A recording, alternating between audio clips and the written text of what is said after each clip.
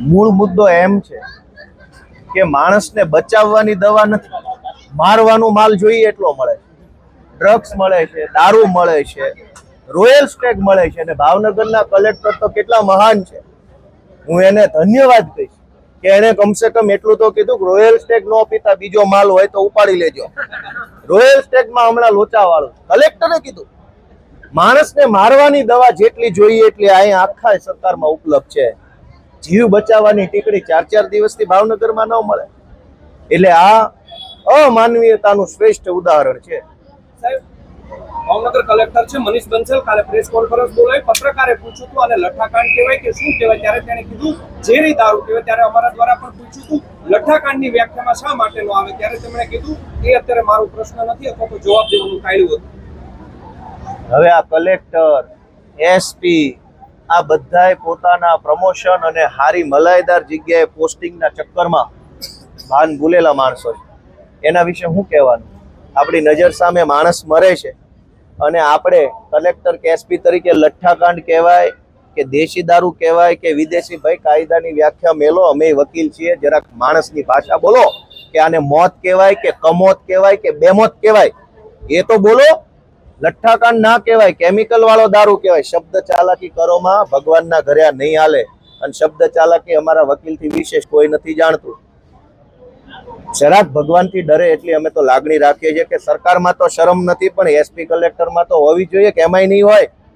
અને જો SP collector ને આખી સરકારમાં શરમ ન હોય તો આ થોડાક દી પહેલા 15મી ઓગસ્ટ ઉજવે એનો ફાયદો શું?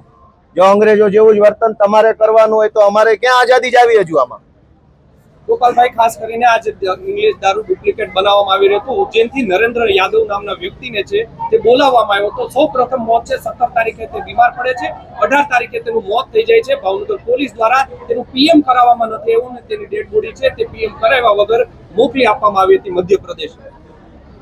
સૌથી મોટો મુદ્દો એ છે કે જ્યારે જ્યારે લઠ્ઠાકાંડ થાય ત્યારે 1-2 કોન્સ્ટેબલો, 2-3 એલસીબી વાળા, 1-2 ક્રાઇમ બ્રાન્ચ વાળા, 1-2 પીએસઆઈ ને સસ્પેન્ડ કરી અને પછી એવું જાહેરાત કરવામાં આવે છે કે સરકારે બહુ કડક નિર્ણય કર્યો. આ વખતે જો સરકાર ગંભીર હોય તો એસપી ની છેલ્લા 10 વર્ષની મિલકતની તપાસ કરાવે અને એનો રિપોર્ટ જાહેર કરે કે દારૂમાંથી કેટલો માલ બનાવ્યો છે.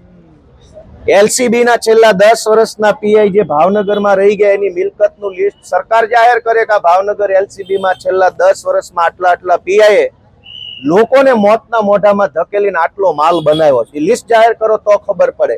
સસ્પેન્શનના નામે, બદલીના નામે છેતરપિંડી હાલે છે. બરવાળા બોટાદના લઠ્ઠાકાંડમાં બદલી કરી હતી. એ બધા જ પોલીસ વાળા પાછા નોકરી પર લાગી ગયા.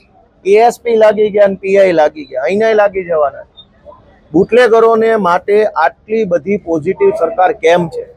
કેમ એટલું બધું બુટલેગરો પ્રત્યે અમને લગાવ છે? એ જનતાએ વિચારવાનું. ગોપાલભાઈ, આજે મેં તમને કીધું સબ પીએમ કર્યા વગર મોકલી દીધું. તેમાં નીલમબાગ પોલીસ સ્ટેશનના માત્ર એક મહિલા એએસઆઈ છે, તેમની ઉપર દોષનું ઠીકરું ફોડવામાં આવ્યું છે, તેમને સસ્પેન્ડ કર્યા. શું ઉચ્ચ અધિકારીઓની મંજૂરી વગર આ રીતે બોડી વયું જાય ક્યારે?